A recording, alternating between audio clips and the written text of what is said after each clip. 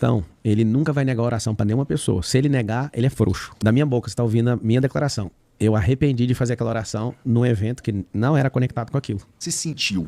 Jesus, afinal, prometeu milagres e sinais a todos os cristãos? Fala do Pablo Marçal, um dos homens mais falados e vistos na internet no momento, competindo aí pela Prefeitura de São Paulo.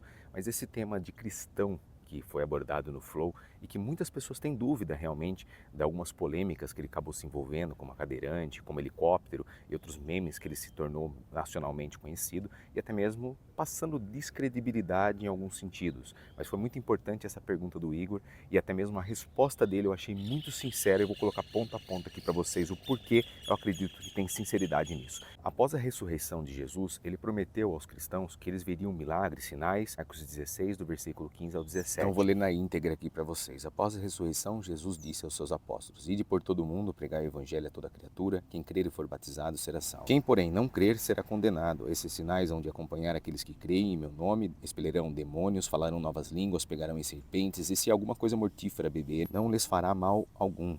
Se impuserem as mãos sobre enfermos, eles ficarão curados. As pessoas pegam esse versículo 17 e dizem que os sinais milagrosos devem acompanhar todos os crentes, até mesmo descredibilizando a salvação de alguns e a sua própria, por não ver milagres, até mesmo por não falar em línguas ou outras profecias e milagres bíblicos. Jesus ele prometeu claramente que os sinais acompanhariam os crentes, mas ele prometeu dons espirituais e milagres a todos os cristãos? É isso que veremos. Não, Jesus não prometeu todos os dons para todos os crentes. Não temos direito de acrescentar palavras que Jesus não usou. Se algumas pessoas expulsaram demônios e outras falaram em língua, enquanto ainda outras pegaram em serpentes, beberam coisas venenosas, a palavra de Jesus foi cumprida. Os sinais citados acompanharam os que criam. No mesmo capítulo, o autor comenta sobre os apóstolos. E eles, tendo partido, pregaram em toda parte, cooperando com eles o Senhor e confirmando a palavra por meio dos sinais. Seguiam Marcos 16, 20. Jesus fez o que ele prometeu. Ponto número 2. Mesmo na época dos apóstolos, nem todos os crentes operaram sinais. Antes de Atos 6, somente os apóstolos realizaram milagres. Você pode ler em Atos 2, 43 e 5, 12. Enquanto algumas outras pessoas perceberam alguns sinais, continuaram sendo ligadas principalmente ao trabalho apostólico. Paulo claramente mostrou que nem todos recebiam esses sinais. 1 Coríntios 12, 28 ao 30. Quer ter certeza da sua salvação? Não se preocupe com sinais e milagres. Faça o que Jesus mandou em Marcos 16, 16. Ou Atos 2, 38. Arrependam-se, sejam batizados em nome do Pai, do Filho e do Espírito Santo. É isso que leva à salvação. Vendo agora a fala de Pablo Marçal, você vai entender que assim como uma pessoa comum que você deve conhecer, ou você mesmo, pode ser que acredite ainda em sinais e maravilhas e milagres da época dos apóstolos. É uma má interpretação, uma falta de interpretação bíblica dos sinais que eram para ser concretizados até a Bíblia estar completa e agora nós temos toda a revelação para nos acompanhar. Milagres acontecem, eu acredito nisso, como aconteceu com meu filho, recentemente foi atropelado, e eu sei que é uma intervenção divina, que não era o seu tempo, ele ainda tem muita coisa para fazer neste mundo, e Deus ali o livrou da morte. Porém, nós temos pontos interessantes de serem analisados quando se fala de ressuscitar mortos, ou fazer cadeirantes andar, que até mesmo o diabo ele tem poder de milagres e sinais. E Jesus na Bíblia não deixa isso como explícito para os dias atuais. Ele fez milagres e sinais para aquele momento concretizar e aprovar aquilo que ele estava falando. Ou seja, o que eu estou dizendo se comprova através dos sinais e maravilhas. Entendeu o que Eu vou te passou contar pela tua tudo, cabeça? cara. Eu vou te contar tudo. Aquele evento, que foi um evento marcante, chamado Generais do Reino. Foi um evento para esse lançamento. Tava lotada a casa. 16 mil pagantes, mais 55 mil assistindo na hora, ao vivo. Quando eu fui fazer a oração, eu fiquei morrendo de medo, porque eu não queria, e ainda não quero ser conhecido por essas coisas. Tá. Isso é uma parada minha. Só que veio um Eu sócio tenho meu. muita dificuldade de acreditar, Pablo. Não, eu tô te falando a real, ué. Tá bom. Eu não quero ser conhecido, porque se eu quisesse, eu ia ficar caçando gente pra levantar. Tipo, então vou orar de novo. Ah, tá. Por isso. Tá Isso, bom, tá bom. jamais. Tá bom. Eu sou um exímio educador, eu sou andragogo, eu sou da hora, eu gosto de dar aula, esse é meu rolê. Já vi você falar várias paradas maneiras mesmo. É, cara. Em sua defesa. Eu tenho 20 mil horas de fala, por baixo. Eu sou falador desde 2005, que eu virei instrutor de treinamento nessa empresa de call center. Em 2006 que eu virei instrutor. Resumindo, um sócio meu tava atrás, chegou empolgado e falou, cara, ela tem fé que ela vai levantar. E eu falei, cara, o que tem a ver eu mexer com isso agora? Aí eu me senti covarde de falar, cara, eu vou mandar essa manhã vazar fora e vou continuar a aula. E tava maravilhoso, tava correndo tudo bem. Ela olhou pra mim com aquele olhar e eu falei, cara, eu vou orar por ela. Aí meu coração disparou e eu fiquei com medo. A minha sensação ali naquela hora era medo dela levantar. Eu acredito em milagres, sabe por quê? Porque eu já cansei de ver isso. Às vezes você fala, pô, eu sou ateu, não acredito, é porque você não tá em nem ambiente. sou ateu. Bom, eu tô falando o cara que tá assistindo. O cara tá assistindo, ele fala, poxa, eu não acredito nisso aí. Cara, vai na Assembleia de Deus pra você ver, acontece milagre. Tem canalhas, tem gente que faz loucura, tem gente que é estelionatário, isso aí tem em todo lugar. Ser humano, e dependendo do lugar, vai ter. Um sócio meu tava atrás. E um cara falou, eu não acredito que o Pablo tá fazendo isso. Aí ele falou pro sócio meu assim, é real isso? Aí eu nunca esqueço da resposta. Meu sócio falou assim, o Marcos, é tão real que ele orou e a mulher não levantou, cara. E aí, cara, eu orei por ela, ela não levantou. Eu acabei levantando ela, eu tava abalado ali, imaginando, ela vai andar. Quem tem a fé cristã, na palavra fala assim, que quem tiver sinais, vai acontecer sinais, prodígios e maravilhas, e vocês vão fazer obras maiores que Cristo. Eu não tô de brincadeira, eu acredito nisso. E aí, eu já orei pra 2 cadeirantes, a outra não foi filmada e ninguém zoou até hoje. Mas ela tá sentada na cadeira Tá, ainda? cara, não levantou. Eu já orei com 2 mortos. Eu já fui no velório pra ressuscitar pessoas. Eu acredito nisso, eu ainda vou ver isso. Aqui entrou um ponto muito crítico dessa fala dele, afinal, muitas pessoas acreditam dessa mesma forma que ele. É um olhar meio que fanático por sinais, maravilhas, que podem, como tem vários versículos bíblicos, que eu vou citar um deles aqui, até mesmo por Satanás para enganar os cristãos. É uma falta de interpretação bíblica comum. Entre parentes meus, por exemplo, eu conheço várias pessoas que acreditam nisso, que ele acredita.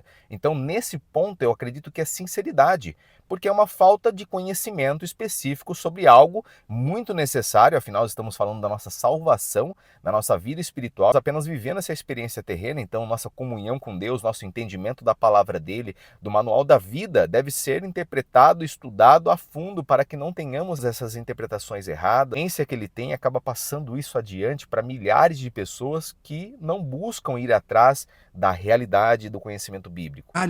O fato de eu ser um fracassado ainda, que as orações não funcionaram, não invalida que eu não vá conseguir. Eu quero ser um cristão que vê isso, porque isso aí pra mim é um certificado. Tu quer ser mais do que cristão, tu quer ser Não, enviado de Deus, porra. mas Tu quer todo mundo acordar morto. Mas ele que falou, tá escrito. Um dos versículos bíblicos que fala sobre essa influência e poder de Satanás, versículo 9 de 2 Tessalonicenses 2. O perverso chegará com o poder de Satanás e fará todo tipo de falsos milagres e maravilhas e enganará com todo tipo de maldade os que vão ser destruídos. Eles vão ser destruídos porque não aceitaram nem amaram a verdade que os poderia salvar. Para encerrar aqui a minha fala, eu vou deixar o restante da fala de Pablo Marçal para vocês entenderem todo o contexto dele, mas eu quero deixar bem claro que, como cristão, eu não aprovo as suas falas.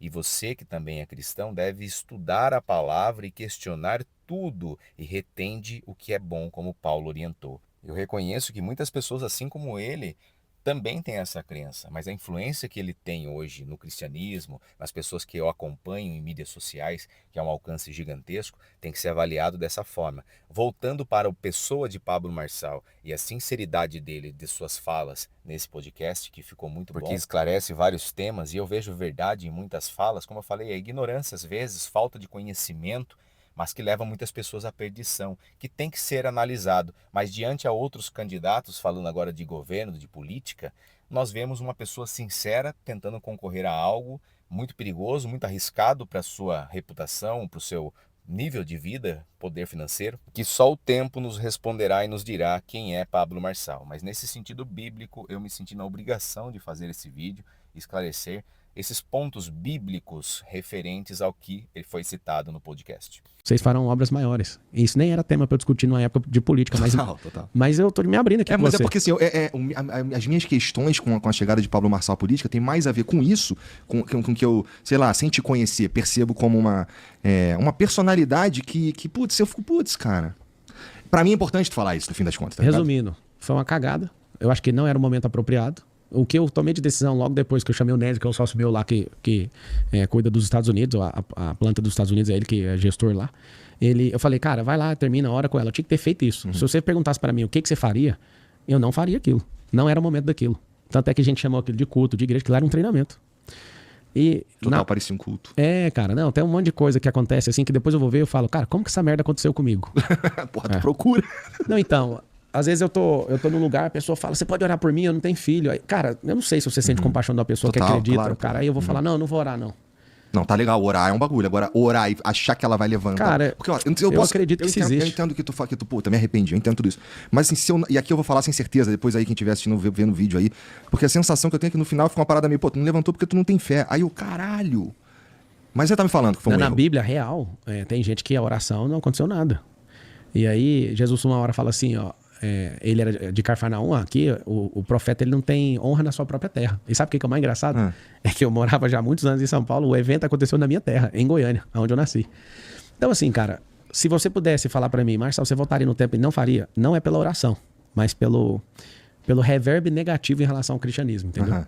Eu faria a mesma oração ali sem ninguém ver. Não foi uma parada que eu tive vantagem, eu só tive desvantagem com aquilo. Inclusive, atrapalhou o lançamento. Não, você não tá entendendo.